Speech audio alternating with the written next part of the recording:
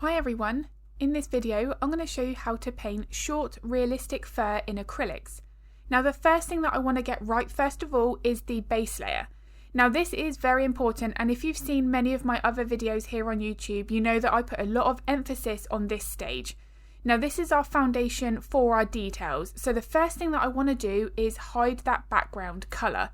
Now I went with a green background for this and it's very strong, it's quite overpowering. So the first layer here, as you can see, it looks pretty terrible. I do need to wait for that layer to dry and then I can go back over the top with my second layer. Now this layer is crucial and this is what I call the layer of refinement. So this is where I'm just mapping in my lights and my darks and I'm not focusing on the exact colour. It doesn't matter what animal I am painting, it's my lights, my darks and the contrast that I'm mainly focusing on.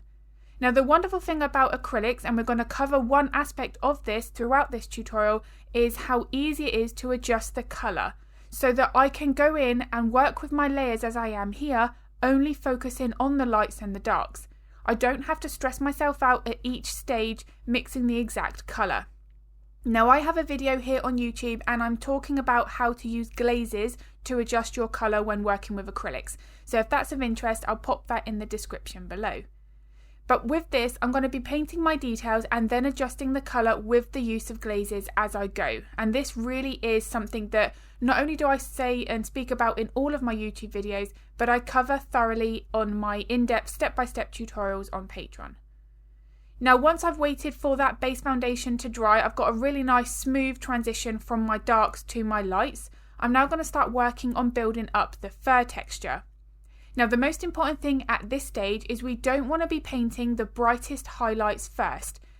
The way that I like to imagine it is you want to be painting what's closest to the skin first and then building up from there. So if you were to stroke this dog, you would be able to touch the brightest highlights first. So therefore you want to leave that until your last layers.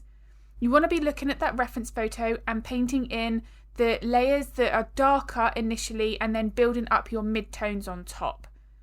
Now what I'm using here is a rake brush. Now a rake brush, I don't use them too often because they can sometimes create a little bit more of a two-dimensional, almost like artificial look, because one brushstroke can create 4 or 5 individual brushstrokes with how the bristles are splayed out. Now that works really well, but you do have to use and move that rake brush in the right way to make sure that the brushstrokes look natural. You don't want them all ending up in a row because again that's going to look very flat. Now the other thing is, when I do work with a rake brush, I will always go over the top with a liner brush or some kind of detailed brush. I won't just work with a rake brush because again, you're going to limit on how realistic that fur is going to be. Now all I'm doing here is tilting my painting forward so I can check my values. Sometimes when you work with acrylics, the glare that you get from that paint can be very hard to judge exactly how light or dark your values are.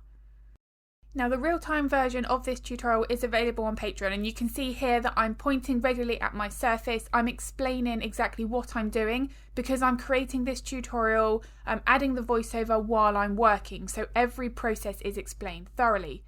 But the one area that I do focus on in any of my tutorials is brush technique. So when you're using a liner brush, the amount of pressure you apply to that brush is very important in terms of the brushstroke you're going to create. Now this is true regardless of the brush, but it's more noticeable when using your longer bristles like your liner or rigger brushes. Now with the additional pressure that you apply, you are going to get a thicker line. The less pressure you apply, you're going to get a thinner line. But also the consistency of that paint is also important. So you don't want to have that mixture too thin because otherwise the details almost look like they bead up and they're going to also be a bit more transparent. You also don't want the mixture too thick because that's going to make that paint very difficult to leave the brush and you're going to end up with short, choppy brush strokes. So there really is a balance. And again, there's no real ratio. I can't say it's this much water compared to this much paint. It really is about just practicing with the paint and get used to mixing as many of the paints as you can. Using that liner brush with your paints, and even if you just practice on a bit of watercolour paper, just with some grey paint or something like that, it's a really good way of practicing the consistency of the water versus paint and also the amount of pressure to apply when using a liner brush. Now this is what I would say is more of those second or third layers of details, and again I'm still not focusing on the brighter section of the reference photo.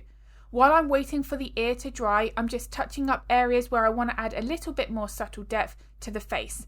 And this is something that I always do with acrylics. Rather than waste that time just watching that painting dry, if I do notice that there's something else that I need to tweak or reinforce, then I'll take that opportunity to do so.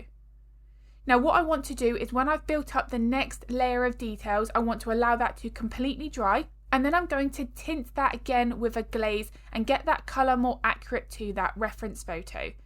Now again, this is where I mentioned about that video at the beginning of the how to use glazes. That video here on YouTube demonstrates with various paintings the scenarios where I use glazes, because it can really add a huge amount of depth. It also takes out all of the stress. You know, we really don't have to mix the exact colour at every single stage. It's just something that we don't even have to worry about. Now the other thing that I pay very close attention to here is I'm building up those tiny little hairs that are overlapping onto the background. These are also just as important because they're going to prevent that animal looking like a sticker that's just been stuck onto the background. So by adding in those tiny little hairs there, you're almost making the animal come forward and adding more of that three-dimensional feel. So even if you've got a very short-coated dog, pay very close attention to any tiny little hairs. It might only be 2 or 3, but that are overlapping on top of that background, and be sure to add those in.